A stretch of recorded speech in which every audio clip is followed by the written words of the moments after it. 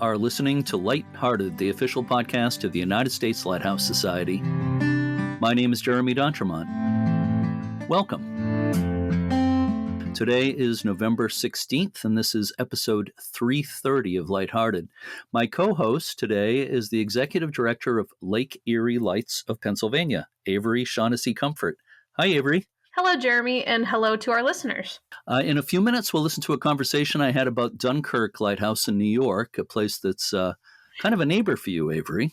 We'll get back to that in a minute. First, I want to thank you for being such a great host, not podcast host, but actually in the physical sense when I visited Erie, Pennsylvania back at the end of September. So I had a great time. Thanks, Averie.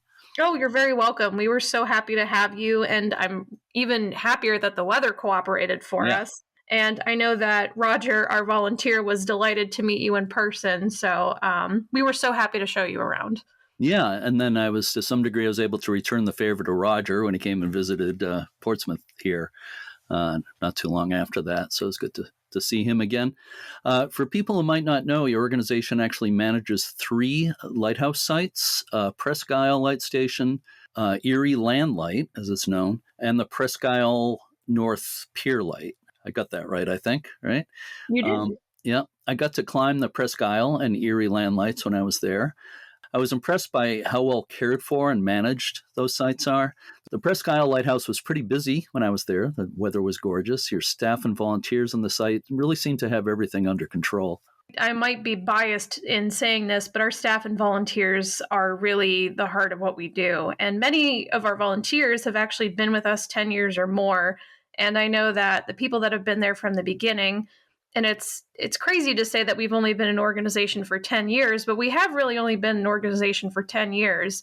Mm-hmm. They've just been really on top of caring for the site and making sure that these places were going to be standing for another 150 years or so. So all of my gratitude goes out to our volunteers and our founding board members, really, for sure. Yeah, well, the dedication of you and all the staff and volunteers really, really shows.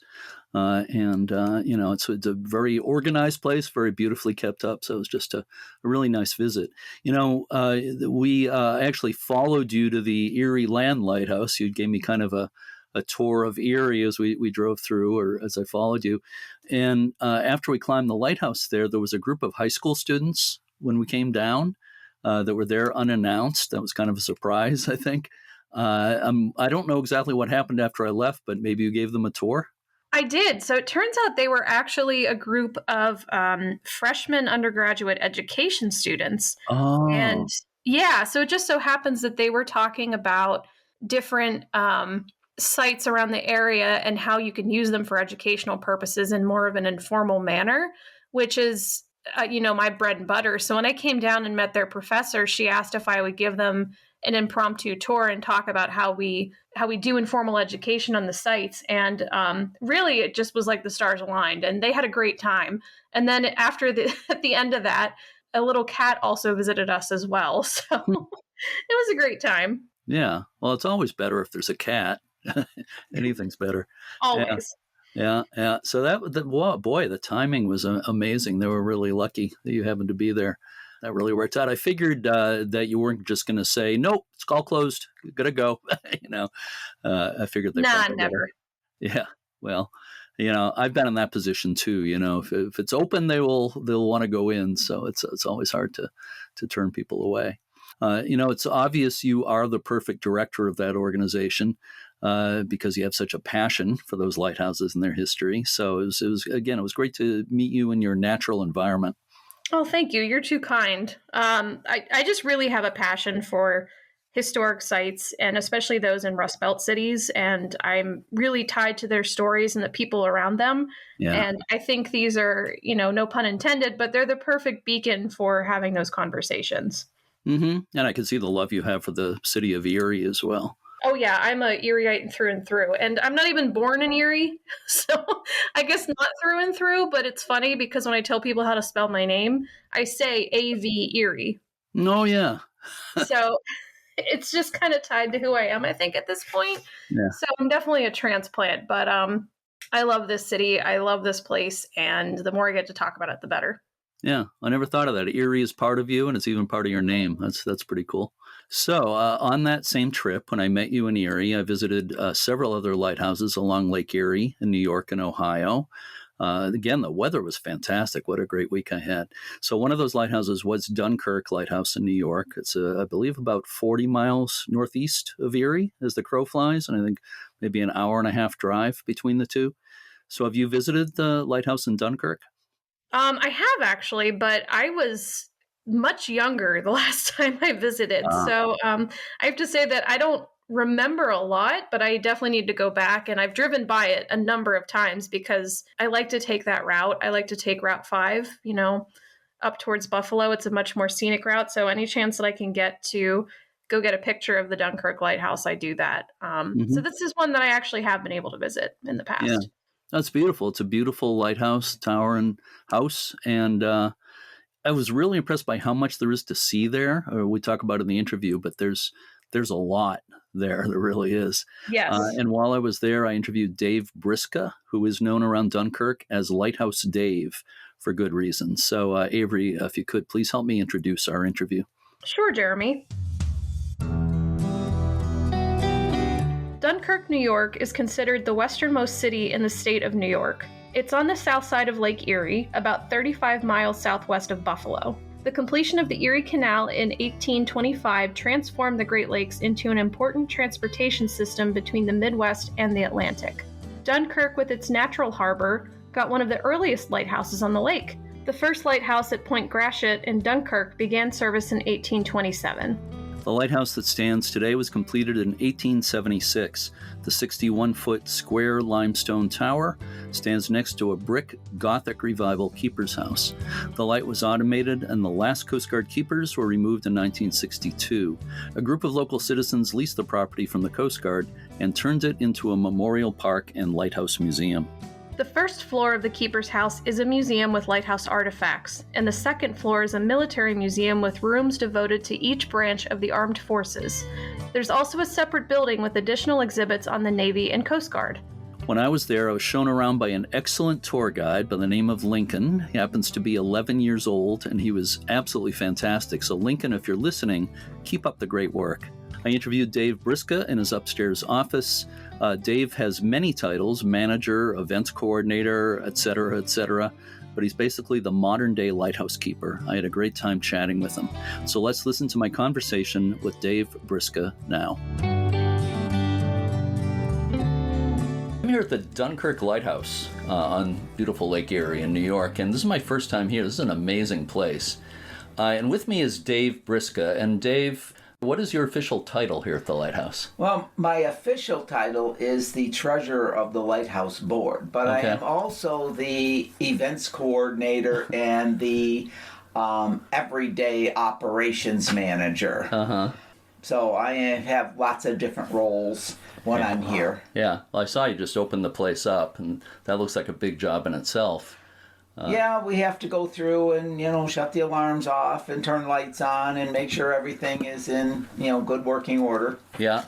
What's one of the things that's amazing, it's a beautiful lighthouse and Thank you. keeper's house, the buildings, but also there's so much here on the grounds. I don't know if I've visited over 500 lighthouses. I don't know if I've ever seen one that has so much to look at on the grounds as this one. You got buoys, you got a range light and a pier light and historic boats and a veterans memorial, et cetera, et cetera. Yeah, we have something for everybody here. It is a 3.5 acres of property, so we have lots of different things. We are not only a lighthouse museum, but we are a veterans museum also. So we have 54 flag poles out on our property, Yep. and each one has the name of somebody that it's been donated in memory of. We are currently working with people from Chautauqua County to put in a Purple Heart trail of all the people who had Purple Hearts from Chautauqua County. They want to put a nice display up with everybody's names and benches for people to sit and relax and do things with. So we're in the process of doing that right at the moment to add even more, but we do have a buoy tender on our property. We have rescue boats on our property, a couple of range lights, the pier lights, you name it, we have it. Yeah, and it's a well-preserved light station. You got an old oil house out there. Yeah, too. the old oil house is still here. The foundations to some of the other different things, the original Lighthouse Tower foundation, a floor is on the property. It's not in the spot it was at. It was moved in 2012 so that they could put a wall up to protect the corner of the property from erosion. But yeah, the floor to the original tower from 1826 is still on the property too. Yeah, I saw that. I saw the sign about that. So the building we're in now, where your gift shop is, we're upstairs. The gift shop's downstairs. So this seems like the sort of the central operating building here. But it was an assistant keeper's house, right? No, this was not. It was not. Okay. This was the barn. Oh, okay. There was an original barn out by the water that was between the assistant keeper's house and the lighthouse keeper's house, burnt down in 1926 during a thunderstorm when one of the horses kicked over a kerosene lantern, ended up burning the barn down, kind of like Mrs. O'Leary's cow in the city of Chicago, but we only had one building. And instead of them putting the barn back where it was because it was so close to the property line with the erosion that we get here, they moved it closer to the road. Okay. So this was a barn built in 1926, and we've converted it into our gift shop and the starting point for all the tours and things like that in our offices, so that we have a place that we can work out of. Sure. I guess I was a little confused by a sign that's out in front of this building that mentions an assistant keeper and his wife. Oh yeah, that is Sarah Sinfield and her husband William. Okay. And there is a sign there for them. They did live in the house over where the buoy tender is. That was where that lighthouse keeper and assistant lighthouse keepers originally was. Okay. But Sarah is one of the few women in the United States that was granted a pension by the federal government as a female Civil War soldier. And she and her husband were assistant lighthouse keepers here from 1874 to 1885. And so there is a really nice sign out there talking about her having lived here on the property for those 11 years. Yeah. Well, there's so much great history here. You say they were assistant keepers. Was she, not to diminish all the wives of keepers who did so much, but was she an official, on the books as an official assistant keeper? She was not. Right. All our lighthouse keepers on books say they were men. Right. But unfortunately, her husband, William, who was the assistant lighthouse keeper, actually got shot in the knee during the Battle of Gettysburg and was on crutches for the rest of his life. So, of course, as the assistant lighthouse keeper, sometimes he couldn't do the job, and she would have to take over and do it for him. Well, that's pretty. That was pretty common. Yes, it was. Yeah. And I saw. Speaking of that, I saw the tablet that says the first Union soldier to die at Gettysburg was from Dunkirk. Is that right? Yeah. Wow. Yeah, he was, and so we have a nice monument for him out there. Yeah. People think he's buried out there, but he is not. Right. It's I just didn't think a monument honoring him. Well, people will come in and say, well, where's he buried? Is he buried there where that is? It's like, no, he's not buried here. Yeah. I believe he's actually buried in Gettysburg. Oh. I do not know that for sure. That is, one of the things that I have heard, but I don't know that for sure. Well, it's a nice memorial here. Yeah. Yes. So, like I said, there's so much to see here. But let me ask you, before we get a little bit more into the lighthouse, how did you get so involved with Dunkirk Lighthouse? Well, I taught second grade at one of the local schools. Ah, okay. And when we were looking for places to go to visit for field trips and stuff, we started coming to the Dunkirk Lighthouse. We would read stories about, there was a story about a lighthouse keeper in one of the books that we read, and so it just seemed like this would be an appropriate place since it's only just a few miles away, the school that I worked at. So we came to the lighthouse and started doing that, and I got involved in, because we were coming here, I kind of enjoyed coming out, and so I started volunteering, when I wasn't working and stuff. And when I retired, I came down to start doing tours, and the person who started the museum passed away, and the other people that were on the board were either extremely old and couldn't do a lot of work, or they were still working. And so all of a sudden I was kind of like put in charge of running the lighthouse. Yeah, these things will take over your life. And they certainly do, yes. I tell people it's my full-time non-paying job. Yeah. Well, you are the modern-day lighthouse keeper as far as I can see. Yeah, and everybody calls me Lighthouse Dave. Okay. All right, I'll call you Lighthouse Dave. Because I'm here all the time. Okay. Yeah. So I don't want to get, into too much detail about the history, but just maybe a little bit of general stuff. The first lighthouse was built here in 1826, right? Yes. And the one that's here now was... Is 1875. 1875. Okay. And the reason they had to build a second one is because the tower was too close to the shoreline by 1875. It was in disrepair. Yeah. During the Civil War, we did have Northern soldiers stationed on the property, and there's a story that was out there. This gentleman who was a Civil War soldier turned 100, and they interviewed him in the newspaper, and he said that one night they were out patrolling and they thought they saw something out in the water, so they fired the cannon and it rattled the tower and blew all the windows out of it. So by 1875 it was in disrepair, needed to be rebuilt, but it was also too close to the shoreline with all the erosion we get here, so they took it down and moved it more, centered it onto the property so that it was a little farther away from the edge of the water. It looks pretty safe at this point, but do you have any issues with erosion at this point? We do. We do. And last year we had the Army Corps of Engineers down looking at the property, trying to come up with a way to protect the property from any more erosion, because we can get 20-foot waves here. Yeah. And with the weather patterns changing and no ice on the lake in the wintertime, we're losing more property every year. So they are doing a study to look to see what they might be able to do to help prevent us from eroding away anymore. Yeah. So we're hoping, that something comes of that. I live on the New Hampshire seacoast, and whenever I see one of the Great Lakes, like Lake Erie right here, I have to remind myself this is not the ocean.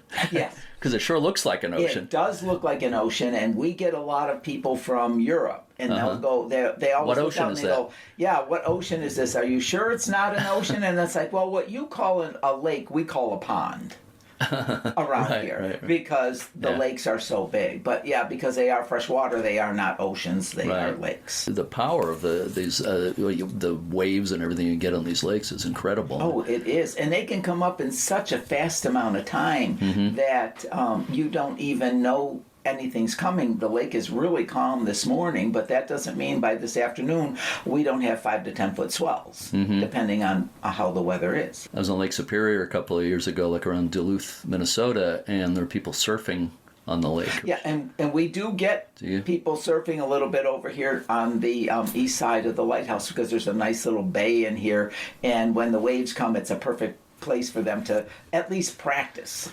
Okay. So back to the history here. What was going on in Dunkirk? Why did they need a lighthouse in 1826? Well, actually, in 1826, that was the beginning of the Erie Canal, and a lot more ship traffic on the lake. So a lot of the lighthouses were put up in the 1820s in anticipation of the ship traffic coming across through the Erie Canal. So that is one of the reasons why. And we were getting more and more populated along the lakes, and there was a lot of ships going through. Yeah. So the lighthouses became an important navigation tool for all of those ships that were heading east and west on Lake Erie. Was anything being shipped out of Dunkirk? Yes. We had a lot of lumber, because it was a lot of forest area here. Yeah. But we had a couple of steel mills. We had a train, a factory that built trains in town. So there were a lot of things going in and out. And because Lake Erie is the one great lake that would freeze over solid in the wintertime, in the winter there was a lot of ice packed up in shipped places for other places down south that couldn't make any ice. Sure. They would do things like that. So there was a lot of industry in the city of Dunkirk at the time. The lake never freezes over these days, does it? Not very often. This last winter, it was 80%. Oh, really? I don't think, maybe about 7 or 8 years ago, there was a really bad winter, and I think it was about 95% of all 5 Great Lakes froze over. So I didn't realize. But no, in the last 15, 20 years, it very rarely freezes over now. Let me ask you, you've got a beautiful lens in this lighthouse, and I understand, if I got this right, the lens that's here now was installed in the previous lighthouse in 1857. Yes. And it's still in place, It is still a an third active. order. It is the third order Fresnel lens. It is still active because we are an aid to navigation. So our lens is used every single day. It's been being used every single day since 1857. Yeah. Yeah, and it came from France. It's an absolutely beautiful piece of art. Yes. A lot of it, I call it functional art. I say the exact same thing. Because there's so many things, even in the house, there are so many things that are beautiful to look at, but they have a function. So I call them functional art all the time. Absolutely. Fresnel lenses are one of the most beautiful pieces of functional art, that, if not the most beautiful that's ever been created. They really are. They really are. And, so many people come up and look at the lens just because of the fact that it has been here on the property since 1857. Yeah. So when people visit here, can they climb the lighthouse? They can. Yeah. They take the tour inside the house. They go up to the top of the tower, and it's not a real tall tower because we're on a cliff that's 20 feet high. So the tower itself is only 61 feet. So when you go to the observation deck, you're 45 feet off the ground, but 65 feet off the water. So it's taller than a lot of them. I mean, it's kind of a medium-sized lighthouse. It is, but there's a lot of people who say, well, we tried to climb the one down in St. Augustine or, Yeah. someplace, and it's like those are really tall, and it's like this one isn't quite as bad. And there are 2 landings, so people can take their time getting up to the top of the tower. Yeah. So just a little bit more about the human history. Anything else? You mentioned the assistant keeper and his wife, but any other stories or personalities from the keeper era that kind of stands out for you?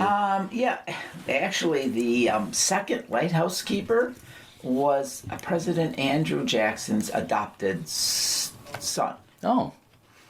He came here in 1840 and was here till like 1850 for about 10 years.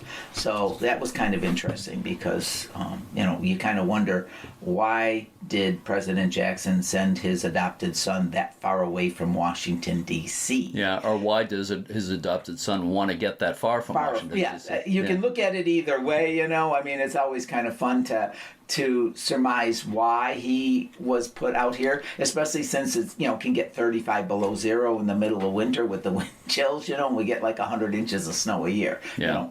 So kind of an interesting little story, but that is one of those, things that was his adopted son. Yeah. And his name was Alexander Day. Okay, well, that's really interesting. I didn't know that. So do you have any artifacts here that relate to the keepers and the families that lived here? We do. A couple of our families lived here on the property for over 40 years as either the assistant lighthouse keeper and the lighthouse keeper. And a couple of those families, the grandchildren are still around. The one, his name is Francis Arnold, and he was the assistant lighthouse keeper from 1909 to 1928. Became the lighthouse keeper in 1928 and lived in the house till 1950. And his grandchildren are still, some of them are still around, and they periodically bring things back to the lighthouse that were used when they were here. We have a set of dishes that was a gift to Mr. and Mrs. Arnold on their 25th wedding anniversary. Those are in the house. We have a couple of the oil cans that his family somehow took with them when they left and brought them back. One of the other lighthouse keepers we had was Peter Dempsey. He was here from 1885 to 1902.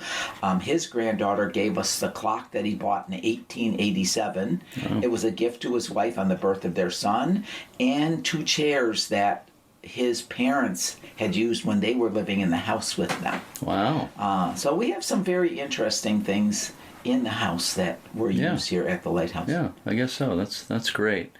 Okay, I have to ask you this question. We actually chatted a little bit about it before I started the official interview here, but let me ask you: is the lighthouse or other buildings here haunted? Yes, they are. Okay. We have several ghosts in the house. The part of the story goes that there was, back in the late 1800s, some children swimming out in the water, and they got caught out in one of the currents. Uh-huh. And the lighthouse keeper and a friend of his named Charlie went out to rescue them. Charlie and 2 of the children drowned. And after that time, they have been in the house living here. We also have a couple of the lighthouse keepers are living there. Peter Dempsey is one of them that I mentioned. He's still here. One of the other lighthouse keepers who was here during the Civil War, his name's Henry Severance. He's here. I had a little girl one time. We have his picture sitting on the piano, and this little girl was going on the tour, and she was looking down the hall towards the tower, and then she came in the living room where his picture is, and she went back and forth about 3 or 4 times, and she points to the picture and goes, "Hey, Mommy, that man's standing down the hall."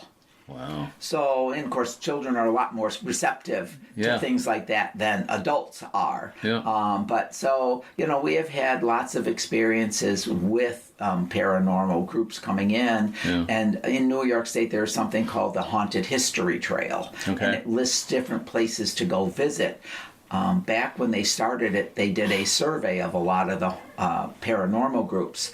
And the Dunkirk Lighthouse was the number 2 place to come in to visit as a haunted place. Wow.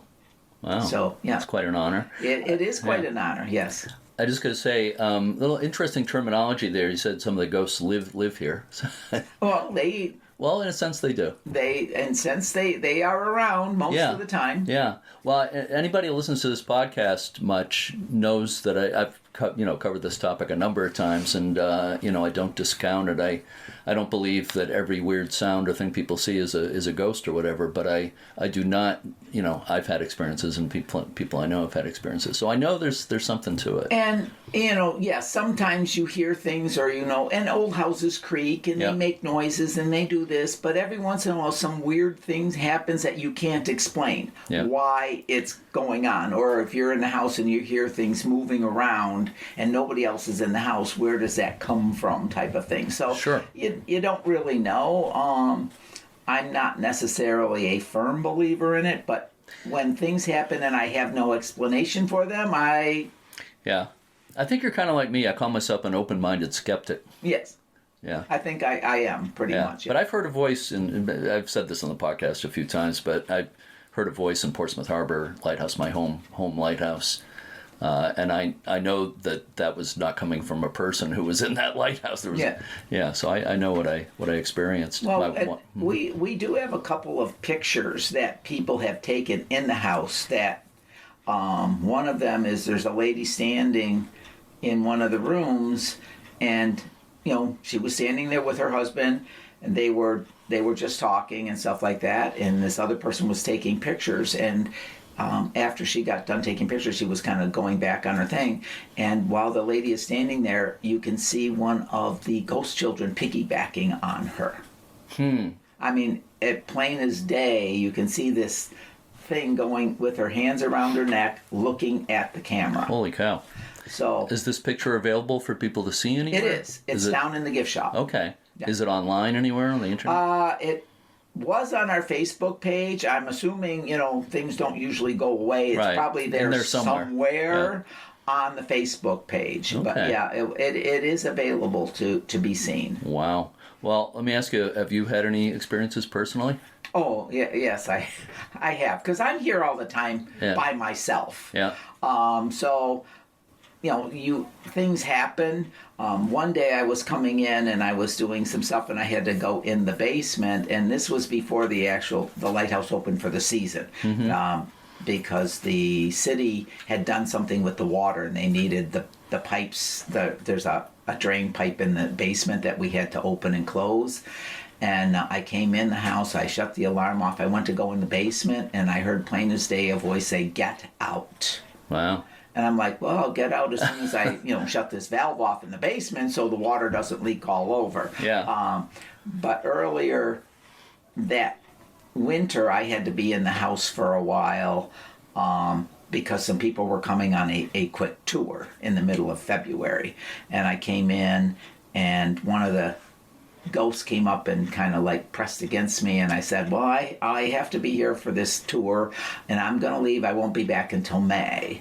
And I came in, it was April 28th. And because it wasn't May yet, he told me I shouldn't be in there because I told him I wasn't coming back until May.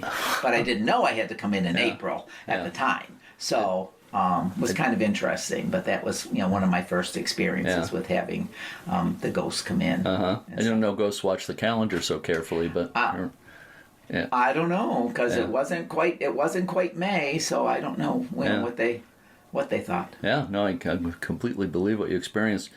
As far as the ghost saying "get out," again, I completely believe you. But isn't that like the classic thing a ghost is supposed to say? Get out. Yes, I'm sure it probably is. But I've had other experiences where they haven't done that, but you hear music and you hear people talking, and things moved around where you put it in one spot and then you come back the next day and it's not where you set it down. Wow. We did actually have 2 movies filmed here. I was going to ask you about that. Okay. Yeah. And during one of them, there was a really interesting thing that happened to one of the actors. Was that the horror movie that was shown? It was. It's called Widow's Point. Yeah. It's about a haunted lighthouse. The main character is a writer who wants to write a book about a haunted lighthouse. So he locks himself, of course, in the tower, and things happen. It's not real gory, and it's not really scary. Kind of has a little bit of a goofy ending. But during the filming, there was a little girl in the movie whose name is Kaylin. And after the first day of filming, she comes out and she goes, "Dave, can you get the ghosts to leave me alone?" I'm like, "Well, what do you mean leave you alone?" She goes, "Well, they're pulling on my hair and they're pulling on my dress, and I really don't like that they're doing that. Can you get them to stop?" Holy. So I said, "Well, I'll see what I can do." Yeah. And of course, I'm thinking it's probably the 2 little kids. This girl is 10 years old. They want to play. So the next morning she comes in, she goes, "Did you talk to him?" I said, "I did. But I need to bring you into the house. I'm going to introduce you to them, and we're going to play for a little bit because I think that's what they want to do." Yeah. So we went into the dining room where there is a doll sitting in a high chair, and there's a ball in front of the doll. And I said, when we got in there, "This is Kaylin. She's here to make this movie. She doesn't want you touching her, but she would like to play with you if that's what you would like." Okay. So we sat down on the floor, and I took the ball and I rolled the ball across the dining room floor, and I said, "Can you roll the ball back to Kaylin?" Well, the ball went back to Kaylin. I said, "Kaylin, roll the ball." I said, roll the ball, and it's like, "Can you roll the ball back to Kaylin again?" Well, the ball came back to Kaylin. Whew. So I said, "Kaylin," when you're rolling the ball, you can actually ask questions. And these are things I've learned from some of the ghost hunters who have been at the lighthouse. That, you can, if you roll the ball and you don't want, if the answer is no, you leave the ball where it is. If you roll the ball and it comes back, the answer is yes, type of thing, Yeah. So I said, you can ask them, like, roll the ball and say, "Hey, do you like the color blue?" See what happens. Does the ball come back or does it not? If you like the color blue, roll the ball back. So she started doing that, and then it was time for her to get her makeup on and do the stuff. And was she playing a ghost in the movie, or was she? She plays a little girl who then becomes a ghost in the movie. Okay. Okay, because in the movie it goes back in time on how the ghost got into the house in the first place. So she plays a little girl whose father is the lighthouse keeper. Okay. And something happens, and she ends up dying as a little girl. Well, didn't mean to interrupt your story, but that's really interesting. Yeah. It is an interesting movie to watch. So anyway, she comes out at lunchtime. I said, "Well, how's it going? Are they touching you?" She goes, "No, but I need a second ball because I want one for the boy and one for the girl." And she says, "Come back in the house and see what happened." So I go in, and she had taken 4 coffee filters, wrote yes, no, maybe, and I don't know on them, and laid them on the floor. So when she would ask a question, the ball would roll back to one of the papers. If they knew the answer, it was yes or no. But if they weren't really sure of the answer, they wrote maybe or I don't know on it. And so the ball would come back and go on to one of the papers for her. So I thought that was pretty smart for a 10-year-old. Yeah. To do that, so that the ball always kind of came back to where it started from. And then, of course, some of the other actors were like, having Kaylin ask questions to see what they could get. And then the makeup artist comes down and she goes, "Hey, Dave, can you get the ghost to leave my makeup alone?" I'm like, "Well, what do you mean?" She goes, "Well, some of my makeup's not where it's supposed to be, and some things are missing." Yeah. I'm like, "Well, I said, touching somebody and playing with things that are interesting are two very different things. I'm not sure I can get them to leave your stuff alone. I said, your best bet is to take the stuff with you at night. Sure. And bring it back and put it up in the daytime. Or every day just keep replacing the stuff that's not there. So about 4 weeks after the movie is over, I'm giving a tour, and the dining room table is all set up with plates and stuff on it. I walk into the dining room, and there's 4 bobby pins and 2 pieces of cotton sitting on one of the plates. Huh. So kind of an interesting little story of things that took place while that movie was being filmed. Yeah. That's interesting. I mean, you hear that about horror movies being filmed and weird, like The Exorcist was one example with supposedly strange things happen. But I find that fascinating that the little girl was played a ghost in the movie, and the ghosts or spirits or whatever you want to call them seem to take an interest in her. Yeah. Well, and I think anytime you have little kids in the house.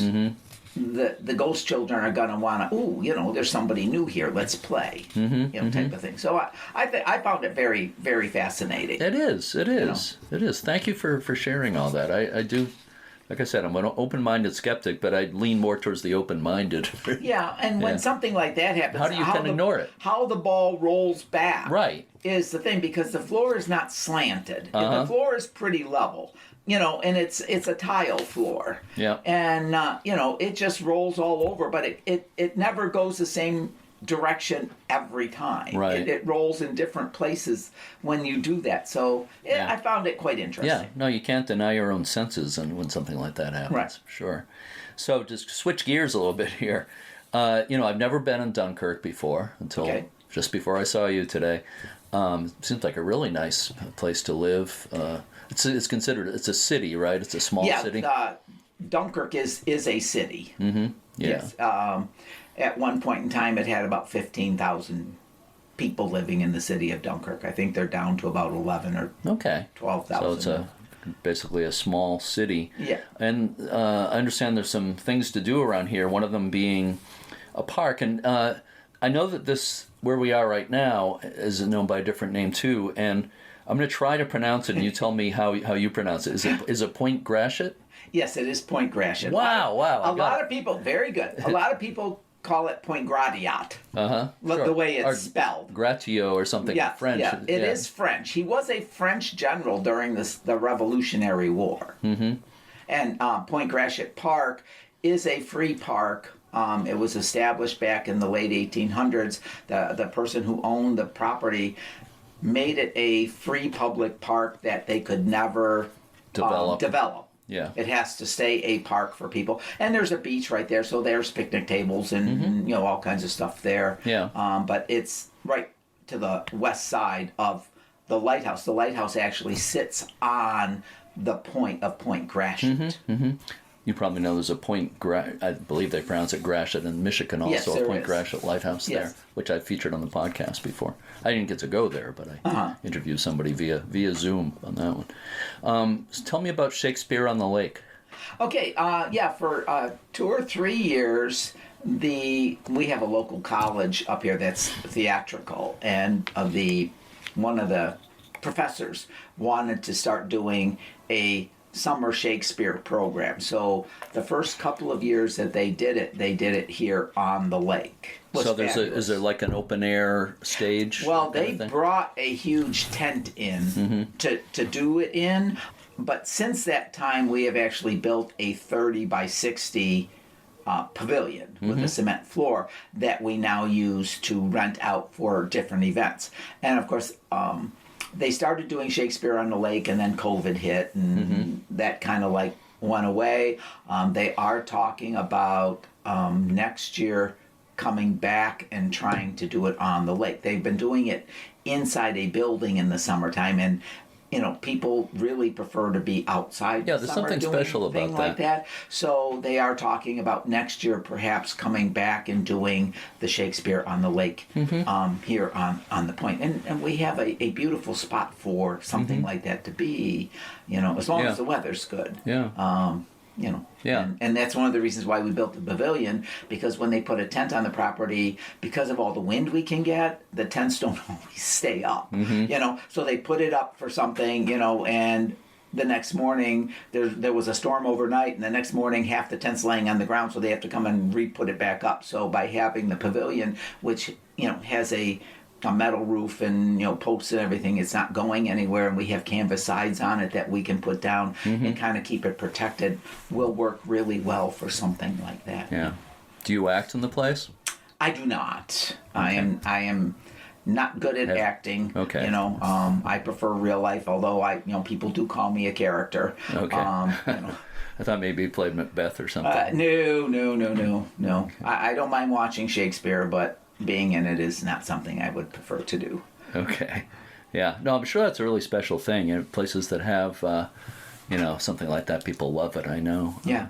Yeah, and it brings people onto the property who have never been here before, too. Mm-hmm. So, we're always glad to do something like that. So what other events? Do you have events that relate more to the Lighthouse during the season here? Well, let me back up for a second. The Lighthouse is not open all year, correct? It is not. We're only open from the beginning of May until the end of October. Mm-hmm. And that's all depends on how much bad weather there is at the beginning of the season to the end. But, from the end of October until May, we can have snow almost any time. And, of course, our people don't want to come traveling up here in the middle of winter to, go view a lighthouse. Yeah. You get the lake effect snow, which can take you by surprise sometimes, right? Yes, yeah, and of course, as a very small museum, we can't really afford to have people come in and plow the driveway and all of that kind of stuff, and keep the heat up to the standard it would have to be for people to be here on the tours.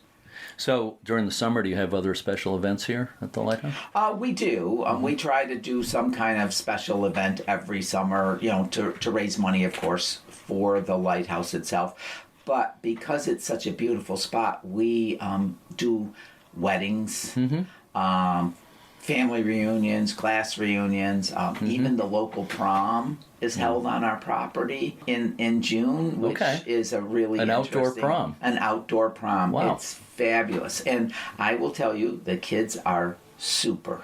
Mm-hmm. They are very well behaved. We've had it 2 or 3 years now in a row, and never has there been a problem having a bunch of junior and senior high school kids on our property. I have to, give them kudos for respecting our property and respecting the grounds and everything when they're here. Yeah. Well, that's good to hear. I don't think I've heard of an outdoor prom anywhere else, but what a great place for it. It is a great place, and they've done it 2 years in a row, and from what I hear, they're planning on hoping to do it next year also. Good. Yeah. No, it's a really gorgeous place here. I think it might be the average lighthouse buff. This might be a little off their radar, but that needs to get on their radar. Yeah. And of course, the other big thing we do is paranormal. Right. We do a lot of that. The paranormal events are really a big fundraiser for us. They bring in money to help keep us going through the winter time. And you said you have one tonight. We do have one tonight. The local group is coming in with all of their equipment, and local people or people from within 200, with like 2 hours from here, will come down because they don't have the equipment, but they want to experience an event like this. Yeah. So they pay a fee to come down, and the local group, takes them in and shows them how to use the equipment and see if we can get the ghosts to respond and stuff like that. So that is, we have one tonight, and then we have 2 more in October because, of course, by Halloween, it's always, those are the ones that sell out the first. When we put them out in May on our website, to purchase tickets, the ones closest to Halloween are sold out right away. So people are always like, well, they call now, go, can we get a ticket for Halloween? Yeah, well, no, you needed to do that back in June, in order to get a ticket for those. But we get a lot of people who, really want to come down and do that. Sure. And we've done at Portsmouth Harbor Light, again, near where I live, I'm part of the group that takes care of that. And we've had events very similar to that there because we have our stories as well. Yeah. Yeah. So I know it really draws people. So I know you got a lot to do here, so I don't want to take up your whole day. Thank you so much for the time you spent with me, but I do have a couple more questions for you for bonus points. Okay. Okay. Sure. So here's your first bonus point question. Why does Dunkirk Lighthouse, I should say Light Station, because it's so much more than just the lighthouse tower, why does Dunkirk Light Station need to be preserved? Oh, the history. The history of the area. We have had the lighthouse on the property since 1826. So many things have gone on, and of course the younger generation needs to hear about all of the things and know that not everything is done by computer. Now most of the ships have GPS and don't necessarily need a lighthouse, but lighthouses played a huge important role in transportation of people and freight and everything across our country. That people need to know that. They need to hear that and understand that not everything took seconds to go places. Right. Shipping back in those days, it took a long time to get through, and with the weather and everything, you just never know. But it's important for, I think, the next generations to see what went on and how important things like that were. Yeah. Oh, I couldn't agree more with what you're saying. So still two more bonus point questions, okay? The next one is, and you've kind of answered this with the prom and the weddings and everything that go on here, but what does this lighthouse mean for the local area here?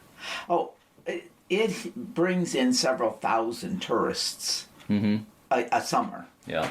And, of course, our economy depends on people coming in, spending money.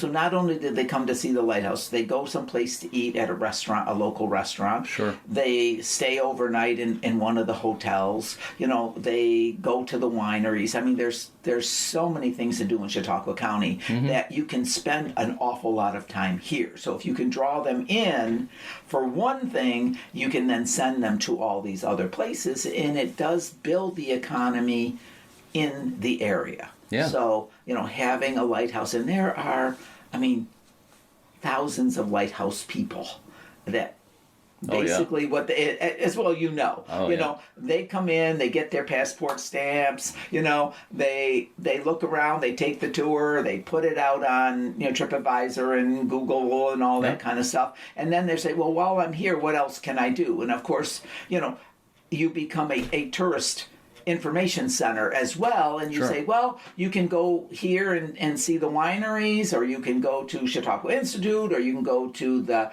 Comedy Center in Jamestown, or the Lucy Desi Museum in Jamestown, because Lucille Ball was born right outside of Jamestown. We have an Amish community. We have all of these things that people can do and see. And of course, you've got the lake right here. Fabulous fishing. Yeah. Just all kinds of things that are encouraging people to come down and do. So, by having the lighthouse here, it does bring lots of people in, and it encourages them to then spend time here and help us stay alive. Sure. You've sold me. I think I might have to move here. It's a great place to live. You're a good spokesperson for Dunkirk and the area here. I've lived here my entire life. I grew up 8 blocks from the lighthouse. So, okay. I've not moved very far away. I've been here my entire life, and, and where else can you have this beautiful view of the lake? Yeah. And sunsets. We have absolutely fabulous sunsets here. I'll bet you do. Yeah. Yeah. Do you often just hang out for the sunset? I do. Yeah. And we even do sunset yoga on the property. Oh, cool. Yeah.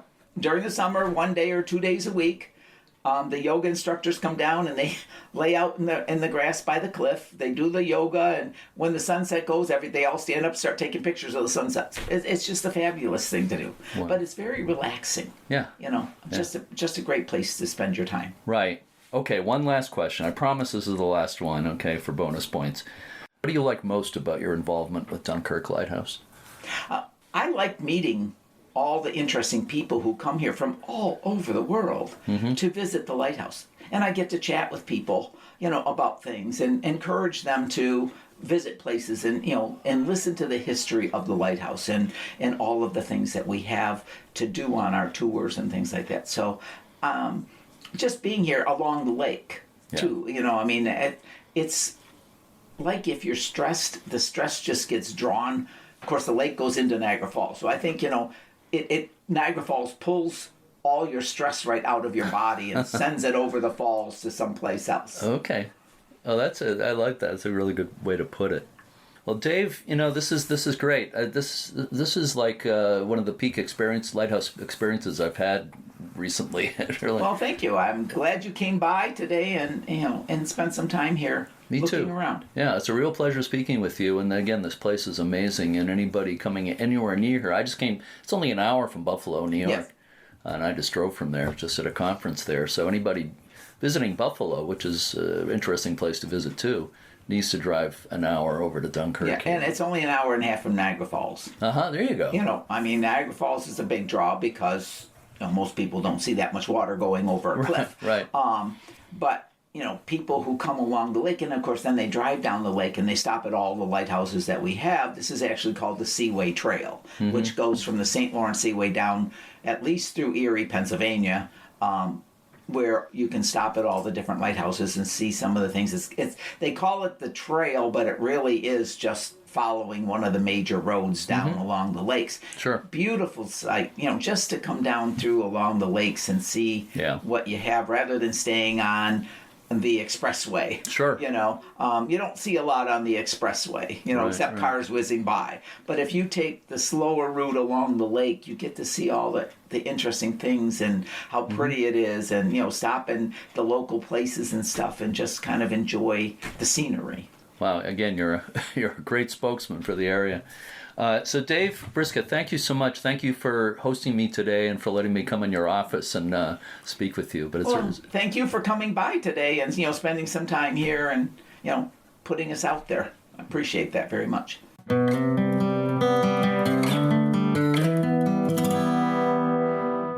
Tours at Dunkirk Lighthouse are over for this season, but the lighthouse will be opening again in May. You can learn more at dunkirklighthouse.com. There's an online gift shop on the site featuring clothing, Christmas ornaments, and other items. I can't stress enough how much I enjoyed my visit to the Dunkirk Lighthouse. I don't need to tell you, Averie, what a great bunch of lighthouses you have along Lake Erie, and this is one of the best. Of course, your lighthouses around Erie, Pennsylvania are also pretty special. In fact, I have to say they're the best. Oh my gosh, you're too kind. But I think the nice thing is that there's so much history on Lake Erie, and there's so much tied to the rest of the nation by way of the Erie Canal and the Great Lakes in general that I really think everybody should stop and take a look at the lighthouses out on Lake Erie at some point in their lives. I agree. That goes for the Great Lakes in general as well. So I found a nice essay about Dunkirk Lighthouse by a man named Frank Johnson on the website wonderfulmuseums.com, and I was hoping maybe you could read some of that, Averie. I sure can. Frank wrote, quote, "From the moment you approach the grounds, you sense a palpable aura of history and respect. The well-maintained pathways lead you first to the stately lighthouse, a symbol of hope and warning. Then, as you explore the adjacent museum, you're drawn into personal stories, tangible artifacts, and solemn memorials that honor those who have served in every branch of the U.S. Armed Forces. This dual purpose gives the site an incredible depth, inviting introspection and a deeper appreciation for the complex tapestry of American history," unquote. Yeah, I thought that was a nice description, and I agree completely with Mr. Johnson. The story of lighthouse keepers is not usually woven into our military history in this country, but they're very closely related. Devotion to duty is the common theme, whether you're talking about lighthouse keepers or the military. Definitely. And I think many of our fellow lighthouse friends can say the same, that it is a dedication to duty for sure.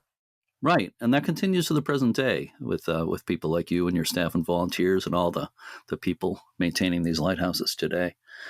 So I want to remind our listeners that our listeners still have about a month to enter our third U.S. Lighthouse Society dance-off. The deadline is December 15th. It's really pretty simple. Just pick one of the pieces of music we're providing and shoot a dance video at a lighthouse. It can be one person dancing or a bunch of people. Be any number you want. It can be staff or volunteers or visitors or friends or kids from a local dance school, whatever you want. Voting for the winners will take place during a live New Year's Eve virtual event, and we will be awarding cash prizes. Go to uslhs.org and look under events to learn more. I'm still hoping we might get an entry from Pennsylvania, Averie. Oh, you just might. You never know. Okay, well, I'm keeping all my fingers and toes crossed for that.